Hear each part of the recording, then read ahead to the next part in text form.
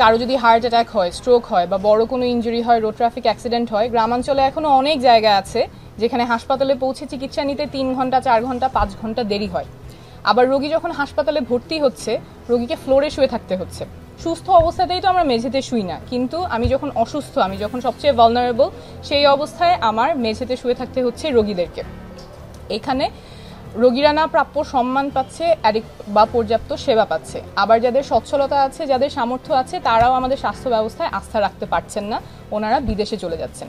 আমাদের স্বাস্থ্যকর্মী, ডাক্তার সহ কিছুদিন পরপর ন্যায্য বেতনের দাবিতে আন্দোলনে নামতে হচ্ছে। আমাদের স্বাস্থ্য ব্যবস্থা মোটা দাগে it's in a broken state, একটা ভঙ্গুর অবস্থায় আছে। রোগীরা না পর্যাপ্ত সেবা পাচ্ছে, প্রান্তিক পর্যায়ে সেবা হচ্ছে না, যারা সচ্ছল আছেন, সামর্থ্যবান আছেন, তারাও আস্থা রাখতে পারছেন না, যারা সেবা দিচ্ছেন তাদের ইন্টারেস্টও এই স্বাস্থ্যসেবা ব্যবস্থাটা সার্ভ করতে পারছে না।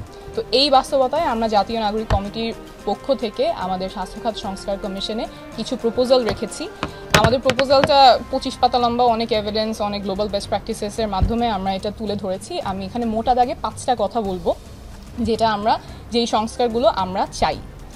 প্রথমত, যদি কারো এমার্জেন্সি হয়, যদি কারো টাইম ক্রিটিক্যাল কোনো অবস্থা হয়, যেমন হার্ট অ্যাটাক হলো, স্ট্রোক হলো, তখন দ্রুততম সময়ে কিভাবে সেবাটা নিশ্চিত করা যায়, সেই ব্যাপারে ইনফ্রাস্ট্রাকচার কেমন হবে, সেই ব্যাপারে মেকানিজমটা কেমন হবে, সেটা নিয়ে আমরা প্রপোজাল দিয়েছি।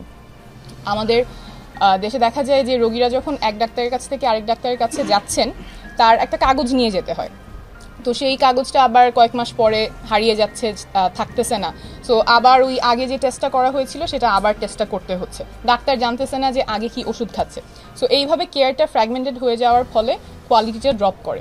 তো আমরা প্রপোজ করছি একটা ন্যাশনাল ইলেকট্রনিক হেলথ রেকর্ড, প্রত্যেকটা রোগীর জন্য, প্রত্যেকটা মানুষের জন্য হেলথ রেকর্ড থাকবে, যেখানে তার পুরো চিকিৎসার রেকর্ডটা এক জায়গায় থাকবে এবং সব ধরনের প্রোভাইডারের কাছে সেটার অ্যাক্সেস থাকবে। রোগীর সেবার মান নিশ্চিত হবে এবং যে প্রদান করছে তার জন্য সেবা প্রদানটা সহজ হবে। এবং আমাদের স্বপ্ন হচ্ছে কারো চিকিৎসা ক্ষেত্রে তার পকেটে কত টাকা আছে সেটা কোনো বাধা হবে না।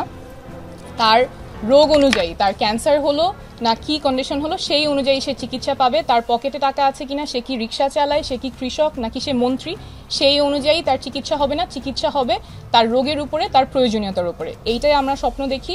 এবং আমরা আমাদের চিকিৎসা ব্যবস্থা এবং স্বাস্থ্য ব্যবস্থায় গবেষণাটা কিভাবে বিশ্বমানের হতে পারে, আমাদের মেডিসিন এগিয়ে যাচ্ছে প্রেসিশন মেডিসিনের দিকে, সেই ক্ষেত্রে আমরা অনেক পিছিয়ে থাকছি।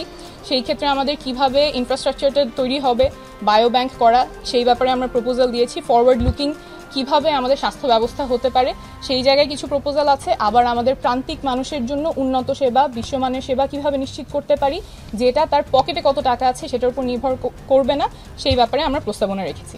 এখন এগুলো শুনলে অনেকে বলতে পারেন যে এটা খুবই উচ্চাকাঙ্ক্ষার বিষয়, এখন এটা সম্ভব না, আমাদের বাস্তবতা এটা সম্ভব না। কিন্তু আমরা মনে করি স্বাস্থ্য তো আমাদের অধিকার, এবং সুস্বাস্থ্য যদি না থাকে আমরা কিভাবে আগাবো। তো স্বাস্থ্য ব্যবস্থার উন্নতি এবং এই যে প্রপোজালগুলো আমরা দিয়েছি, এটা স্বল্প মেয়াদ এবং দীর্ঘমেয়াদে আমাদের বাস্তবায়ন করতেই হবে। আজকে আমরা শুরু করছি, কিন্তু এটা বাস্তবায়ন হওয়া না পর্যন্ত আমরা এই সংগ্রামে থাকব। We will continue hour journey যতক্ষণ না পর্যন্ত আমরা সবার জন্য উন্নত মানের স্বাস্থ্যসেবা নিশ্চিত করতে পারবো। এই সমস্যাটাই আমরা আমাদের প্রপোজালে এটার সলিউশন কিভাবে হতে পারে সেটা তুলে ধরেছি। আমি শুরুতেই যেমন বললাম যে আমাদের হাসপাতালে রোগীরা মেঝেতে শুয়ে থাকে, এটা অনেক সরকারি হাসপাতালের চিত্র। এই জায়গাটার অনেক বড় একটা কারণ আমাদের প্রাইমারি এবং সেকেন্ডারি কেয়ারের স্ট্রেংথেনিংটা করা।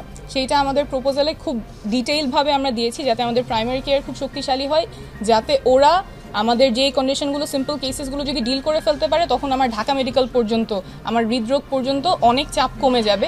যেখানে কমপ্লেক্স কেসেস, যেটা আসলেই আমার ঢাকা মেডিকেলে আসা দরকার, আসলেই আমার হৃদরোগে আসা দরকার, সেইটা অতটুকু চাপ ওরা নিতে পারে, সেই পর্যন্ত থাকুক। কিন্তু যেগুলো আমাদের প্রাইমারি লেভেলে, সেকেন্ডারি লেভেলে ডিল করা সম্ভব, সেগুলো যাতে আমরা করতে পারি, এটা নিয়ে আমাদের বিস্তারিত